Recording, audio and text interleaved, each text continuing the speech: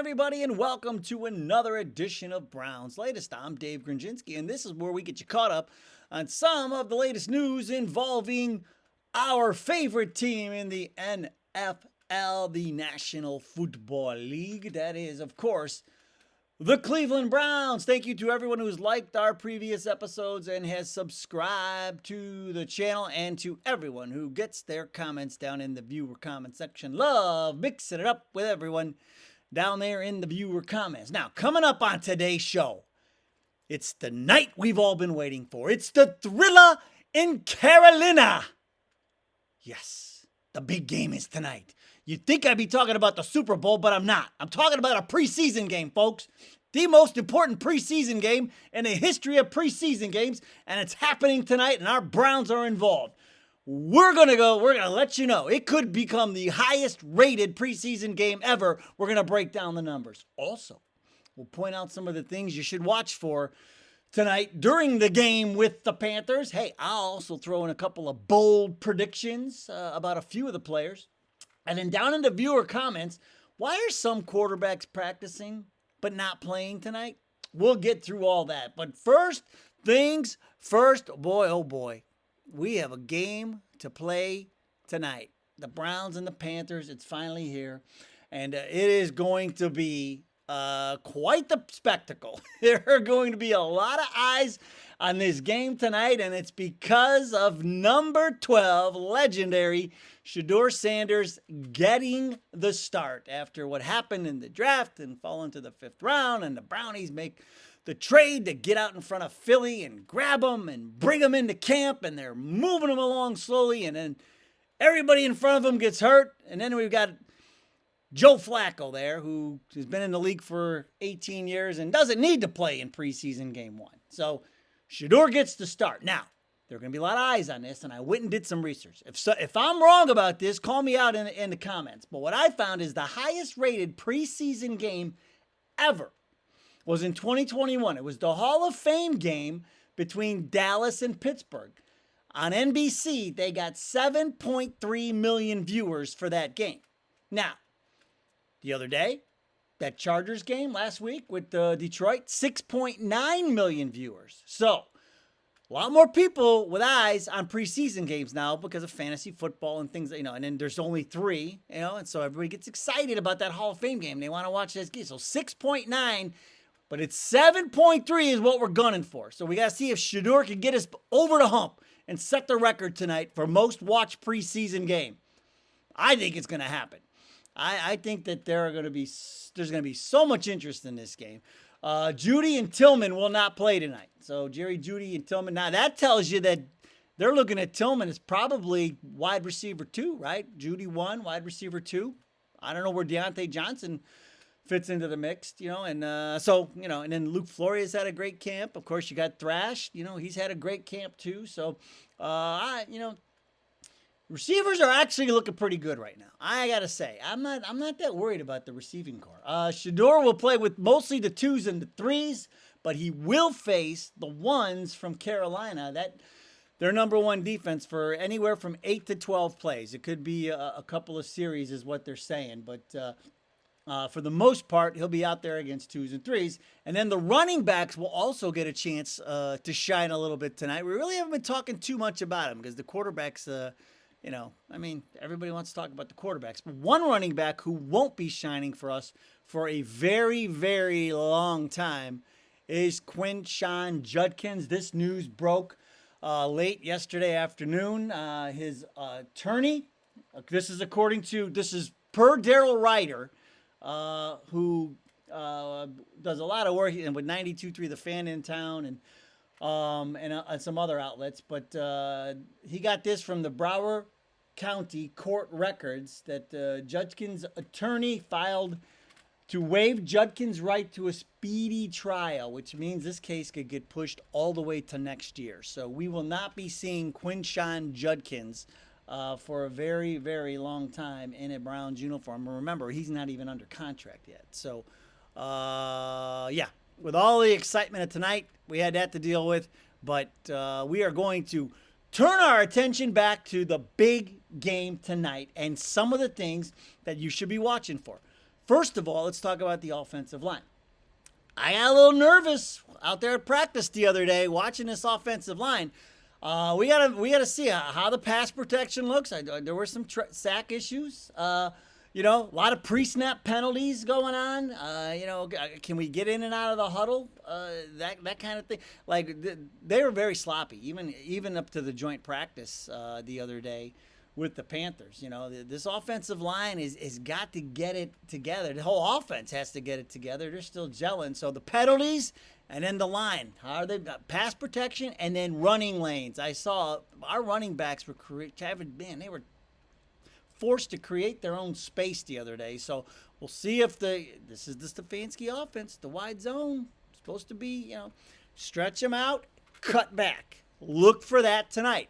If you see that, it's working. If you see Sampson or Ford or whoever's got the ball, they're stretching it wide and then they cut back. That's the wide zone. So look for that tonight. Also, the defensive line. Not all the starters are going to play. So you're not going to see Miles and Denzel Ward, but some of these guys could be starting for another team. Well, I don't know how the rotation's going to work, but McGuire and these guys, right?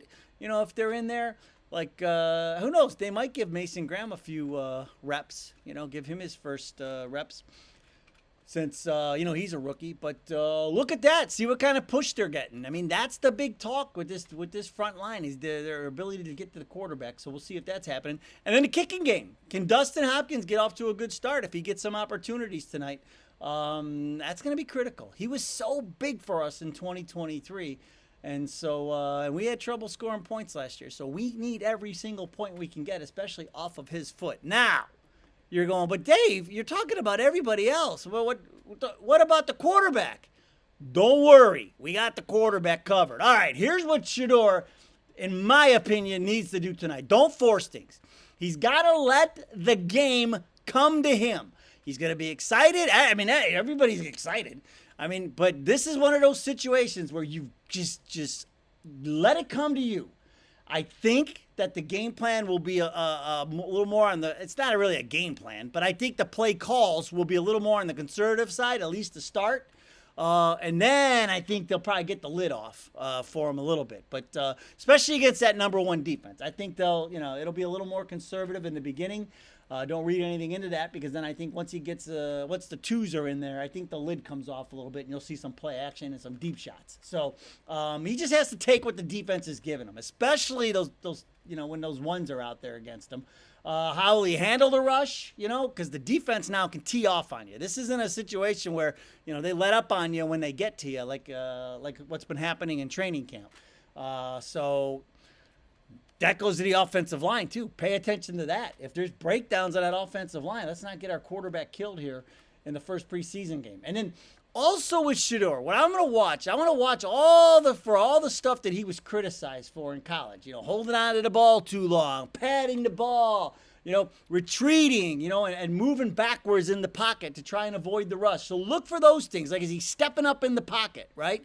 You got to look for that. And then with the Carolina defense, I'm very curious to see if they're with the ones, if they're going to disguise some coverages and try to stick it to the rookie right out of the gate, or maybe they send a couple of blitzes at him or something. I got a feeling they might do that. So pay attention to that in those first 8 to 12 plays to see if they really try to stick it to Shedeur in his first few series of his NFL career. So those are some things to watch out for. And so now let's talk about predictions. What do I think to happen? Here's what I think. I think Shedeur is going to play well. It may start slow, and I think that'll be because of the play calls. If I'm calling the plays, I just think back to my coaches. If I'm calling it, you want to ease them in a little bit, right? Because we know the lights aren't going to be too bright, but still, everybody's going to be amped up. So just, give them a couple of high percentage passes, let's do some running plays. If we get some success, all right, now we're going. Everybody's settling down and let's go. Let's see what happens. But, if we get a couple of 3-and-outs to start, don't push the panic button because like I said, I think the lid will come off as that first half moves along. I think the running game's going to struggle tonight. Based on what I saw on Monday, I'd be shocked if we had any big ones. I hope we do. I hope it works. But based on what I saw on Monday, the offense has some work to do. And then I think Luke Floria is going to shine tonight because with Judy out and Tillman, Deontay Johnson, he's probably if he plays, he's not going to play that many. I think Floria is going to be on the field for a long time, and I think he's going to have a chance to shine. I mean, at practice the other day, I told you I don't know what they're going to do about him because he is going to be very difficult to cut. So pay attention to that. I think Luke Floria will have a nice game tonight if you are a betting man. That's what maybe you should consider. Possibly, maybe, I don't know. No, I'm not saying that. Anyway, here we go. Viewer comments, though. Floria is good, so are the viewer comments. The viewer comments are always good. And we are going to start with Elijah Sands with a Z. Sands with a Z. Who says, he doesn't want to show favoritism to Shedeur, but I think Kevin actually likes 12. Well, I hope so. They traded 2 picks to get out in front of Philly to get him. And listen, here's the thing you got to remember. Look at even like the 4th round picks around the league, the 6th round pick. Look at Will Howard in Pittsburgh. He just broke his finger. But look at Riley Leonard in Indianapolis. Like these guys are all getting about the same amount of reps. And I know Shedeur's first round talent. I know that. But he's not. I mean, he's getting the treatment that any other 5th round pick would get. But he's got the opportunity tonight that none of those guys are getting. So he can really flip the script on everything tonight. And so that's what we're really hoping for. All right, so Elijah Sands, we'll see. I mean, he loves them. We know he likes them. I mean, they traded 2 picks to move up to get him. So good take, little Sands. Justin Dungy, 41.97. If they don't set him up and have him handed off the entire time, I can see that. Especially in so many years that the Browns had over 30 quarterbacks in 20 years. Like I said before, I think the play calls will be conservative to start, but then the top will come off. I think there'll be heavy run game, especially when the ones are out there, but I think they're going to set up the play action and let him, because that's what happened the other day in practice when he just missed the receiver who was Cade, any other receiver makes that catch, bottom line. Because they would have had the quicks to get there. So that's what we're going to see tonight. I think you'll see some heavy run game, early, and you'll see a lot of play action over the top. King Lewis, JTL24 says, if Flacco can be above average this season, I am grateful if Shedeur gets to sit behind him and learn and develop a relationship with him this season. To me, that's ideal. If Flacco finds the fountain of youth and is winning games and everybody's doing well, and then Shedeur and Gabriel can just sit behind it and soak it all in, and we can trade Pickett for something else. To me, that's the best case scenario, and then you can have, you're setting up your franchise quarterback for next year, for the future, and you can use those draft picks next year. Like that would be, but it's unlikely. It's not impossible, but that would be nice if that happened, if Joe could find the fountain of youth for one more year. But we know he's not the long-term answer. So you have to have somebody coming up waiting in the wings. And Ronnie M says, so everyone is practicing in Carolina, but only Sanders is able to play. And so here's the thing. Flacco, 18 years. His preseason game was the joint practice. That's why he got so many reps in the joint practice. He went against their ones, kind of got the rust off. He doesn't need to play in the game. That's what they do with these joint practices now. The ones get all their work at the joint practice so they can get all the younger guys to, some of these guys are never ever going to play again. They're going to be on this team for, 1 or 2 games. So this is their big shot in the NFL under on a Friday night, a preseason game. They can tell their kids, hey, I played in a preseason game for the Browns. That's how they, around the whole league. That's why, they do it this way. Those joint practices are where, that's where a lot of the action happens, and then the preseason games, they use that to evaluate the younger talent. So Flacco doesn't need to play. Now, Pickett and Gabriel hurt. They can't move. They can't roll out. Now, apparently they're supposed to be ready by Monday for Philadelphia week. I don't know. I guess Mr. Miyagi's going to come in and take care of the hammies, and they'll be ready for Monday. That's what everybody keeps saying. And then, with Shedeur, he worked against, at the joint practice, he worked against the guys he's going to be playing against mostly in the game. I mean, he'll get the ones in the beginning, but, it'll be a lot of 2s and 3s out there on that Carolina defense, and, that's who he worked against. So they're setting him up to win. We heard Coach Stefanski talk about that. They want to set these guys up to win. They don't want them out there thinking about what they're doing. They just want them reacting. And think, don't think, just do. That's what they want. And then Huntley, they just gave him a few snaps because, he's going to play in the second half, so he's got to kind of have to know what he's doing. So, that's just to get the little, rust off and get acclimated a little bit. But that's all that was. So, but Huntley is not part of any of. Huntley is not in the picture at all, unless there's like massive injuries, in the quarterback room, which of course we don't want. But Huntley is just here as an emergency, medical emergency. So, and we'll end on Dr. Amy Rucker, who says, Grizzer, how did you become a Browns fan? Are you from Cleveland? Well, Dr. Amy Rucker, it's ironic that you asked because our first exclusive video will be posted over the weekend, and I will talk about how I became a Browns fan. So it's almost like were you in our meeting yesterday, Dr. Amy? But I will touch on that, let you behind the curtain a little bit, in our first exclusive video that will go out. Hopefully, should go out this weekend. But yeah. But to answer your question, yes, I am from Cleveland. So, grew up 5 minutes from the stadium. So, love it. Great neighborhood, great people. City of champions. Love Cleveland. All right, that's going to do it. All right, get your popcorn ready, folks. Holy moly. This is going to be so much fun tonight, and then we'll break it all down for you tomorrow.